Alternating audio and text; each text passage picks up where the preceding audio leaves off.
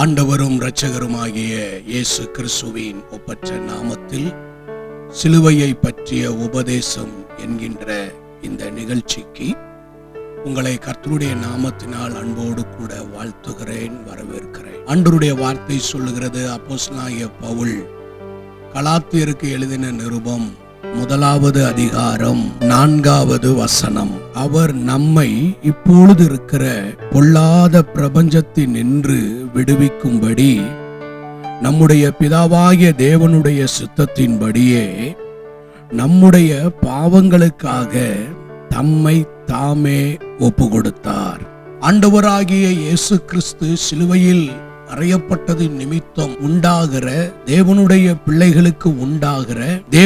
பிள்ளைகளுக்கு கிடைக்கிற உன்னதமான ஒப்பற்ற விலையேற பெற்ற ஆசீர்வாதங்களை அங்கே பதிவு செய்கிறார். அப்படி அவர் பதிவு செய்கிற அந்த வார்த்தையில இப்படியாய் சொல்லப்படுகிறது, நம்மை விடுதலையாக்கும்படி, நமக்கு ஒரு விடுதலையை தரும்படி, நமக்கு ஒரு ஆசீர்வாதத்தை தரும்படி, நமக்கு ஒரு நன்மையை தரும்படி ஆண்டவராகிய இயேசு கிறிஸ்து சிலுவையிலே தம்மை தாமே ஒப்பு கொடுத்தார். நமக்காக அங்கே வசனம் சொல்லுகிறது, அவர் நம்மை, தேவனுடைய பிள்ளைகளை, அவரை நம்புகிற விசுவாசிக்கிற அவருடைய ஜனத்தை, ஆண்டவருடைய வார்த்தை சொல்லுகிறது, இப்பொழுது இருக்கிற பொல்லாத பிரபஞ்சத்தின் நின்று விடுவிக்கும்படியாக, இன்றைக்கு இருக்கக்கூடிய இந்த உலகத்தில் இருந்து நம்மை விடுவிக்கும்படியாக, இந்த உலகம் பொல்லாங்கனுடைய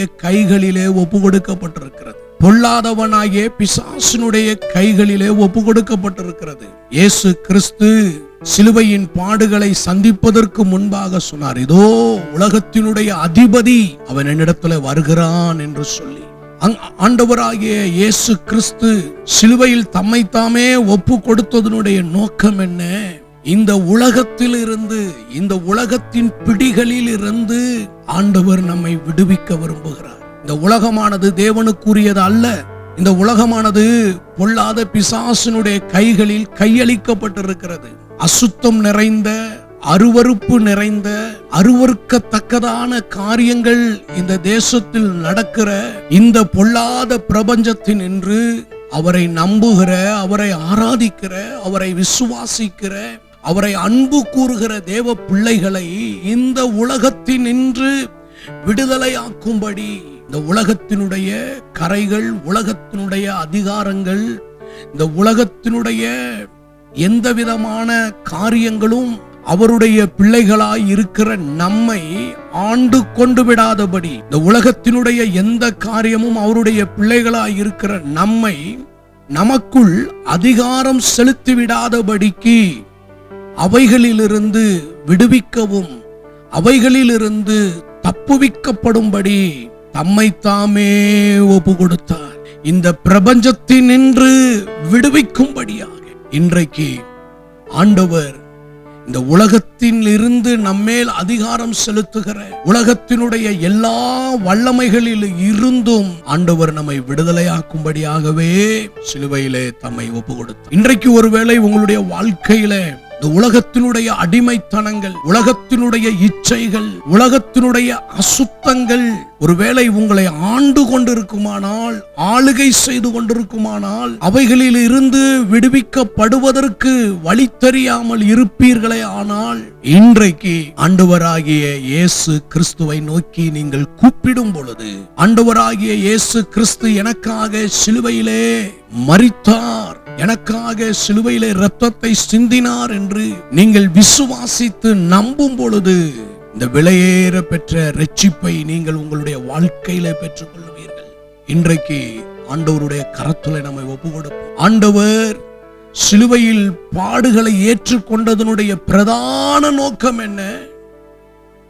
என்னை, உங்களை விடுவிக்கும்படி, இப்பொழுது இருக்கிற இந்த பொல்லாத பிரபஞ்சத்தின் என்று ஒரு விடுதலையை தரும்படியாகவே இயேசு கிறிஸ்து சிலுவையிலே தன்னை ஒப்பு கொடுத்தார். இன்றைக்கு உங்கள் வாழ்க்கையில விடுதலை இல்லையா? இயேசுவின் இடத்துல வாருங்கள். அன்றைய வார்த்தை சொல்லுகிறது, வருத்தப்பட்டு பாரம் சுமக்கிறவர்களே நீங்கள் எல்லாரும் என்னிடத்தில் வாருங்கள், நான் உங்களுக்கு இளைப்பாறுதல் தருவேன் என்று.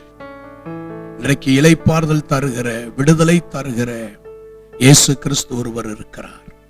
அவரை நம்பி அவரை விசுவாசிக்கும் பொழுது இந்த விலையேற பெற்ற விடுதலையை ஆண்டவரிடத்திலிருந்து நாம் பெற்றுக்கொள்ள முடியும்.